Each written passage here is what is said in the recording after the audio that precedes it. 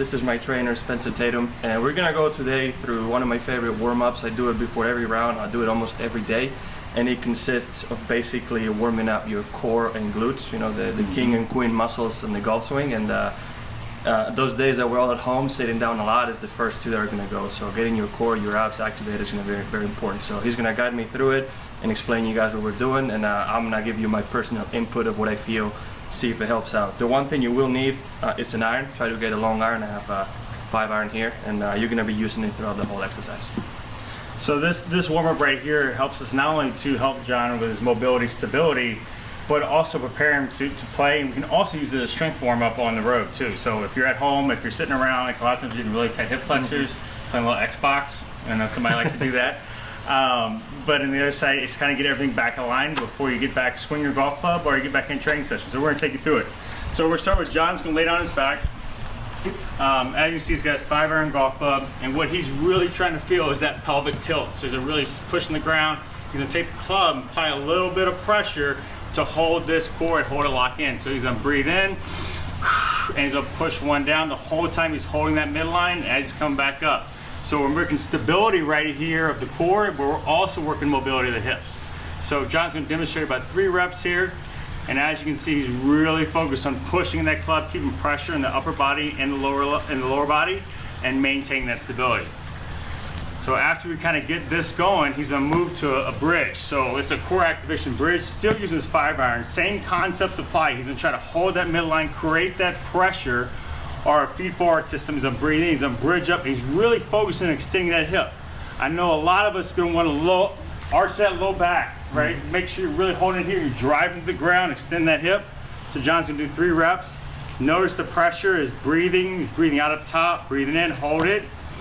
And then breathe in. So he's really working single leg strength in the lower leg and mobility of the hip. And he's working core stability up top. So now we're gonna move. Now we're gonna start getting a little more T-spine mobility. So Jon's gonna start right here. He's gonna move right to left. Feet are gonna go opposite of the club. He's gonna come back. He's really focused on that separation. Okay, how far can he go each way? And he's trying not to let that back arch. So he's trying to keep those knees in line with the hips. And he's trying to breathe out, breathe in, hold the breath in transition, breathing back out. We really like this in creating a separation for his golf swing, mobilizing his T-spine and getting him ready to go. This could actually be my favorite exercise. Very important to be focused on the timing of things. So you try to have your legs get to the limit at the same time as your club or your upper body getting to the limit. If you go without sequence, it's kind of gonna look like this, and you're not gonna be working very well on what we're trying to accomplish. So it's also gonna help you with timing and sequencing on your golf swing. A little dissociation. Exactly, yeah. Yeah. So now, Followed by this one. Followed by this one. Now this I don't like it, by the way. This right here really helps him lock his midline in. The one thing we don't want is that reverse spine angle or the early extension. So Jon's gonna really focus creating pressure with his top hand, with his lat. He's really pushing down right here and compressing the lower leg, breathe it in, and he's trying to get as long as he can without losing that midline. So as it come in, breathe in, and breathe out. I should be able to touch right here, and he shouldn't be able to lose it. So notice the pressure he's putting into it. It's a lot of pressure, really working that compression force as we work and we're at impact. It's very important to keep that pressure. You know, if you lose it, this arm is gonna get loose. You might arch your back.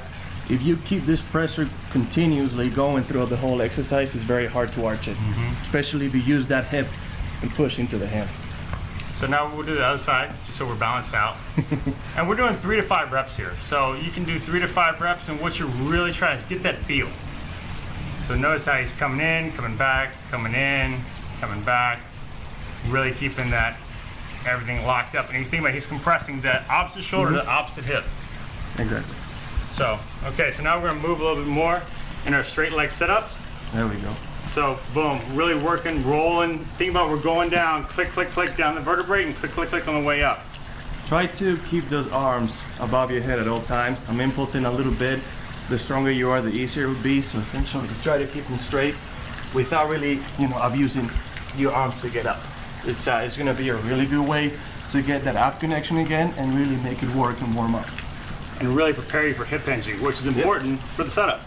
Exactly. So we usually do somewhere between 8 or 10, whenever you feel you're warmed up to get to that point. Good. So now we're gonna start working up the chain, right? So you notice how we start on the back, just like how we learned how to move, we're warming up in that same process. We're starting on the back, we're moving the arms and limbs, we started compressing midline, which is like our crawling pattern, and now we're getting a half kneeling transition period. Yeah, so in this exercise, you basically start by relaxing back in your hip, right? Put a little bit of pressure down on the club, and then you basically drive through and try to extend that hip. Create this middle line, balance on the right hip, and just make sure it works. If you do it properly, you should feel a stretch on the hip while you're pressing down on the club, and you will feel that connection basically from your right shoulder all the way down to your right knee. And then you relax and keep that pressure on. Do it for maybe 2 seconds, maybe like 5 reps each side, and that should be enough. Now notice how we're working on what we call the rack and stack, right? John's racking it up and he's stacking it straight up. The one thing we don't want to see is for him to be wee and be back here. Again, and all the previous warm-up is going to help, right? If you have all your core activated and working properly, you're not going to lose your back. Your abs are going to stay in there and make you just, you know, feel like a straight plank. Yep. So do 3 more right here.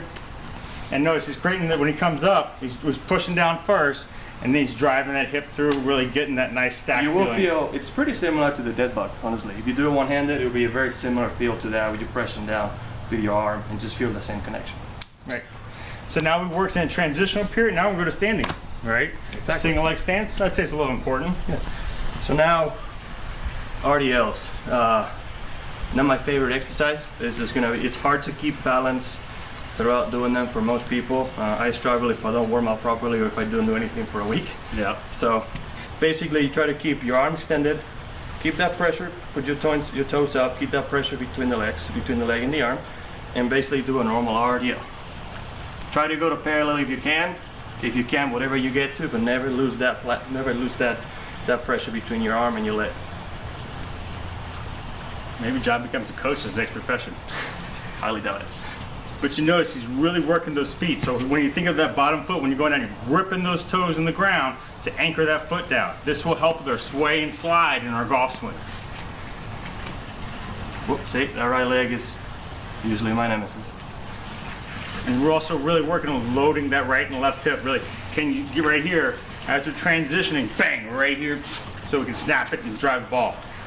Now, I also understand, you know, not everybody works out every day and not everybody is used to have the stability.